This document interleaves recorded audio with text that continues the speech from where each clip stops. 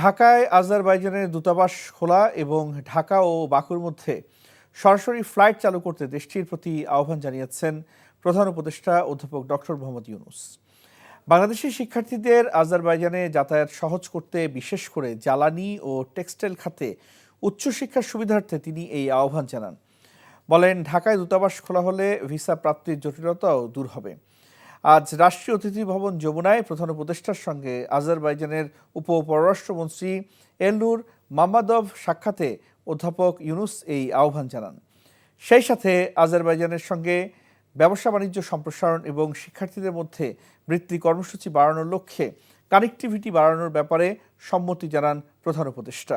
আলোচনার সময় প্রধান উপদেষ্টা ডক্টর ইউনূস আজারবাইজানের বিনিয়োগকারীদের বাংলাদেশে বিনিয়োগ করার আহ্বানও জানান। বান্ডেল থাকলে প্রতি সেনমানিতে টাকা বাঁচবে। বিকাশ সেনমানি বান্ডেল কিনে জিতুন প্রতি লেনদেনে।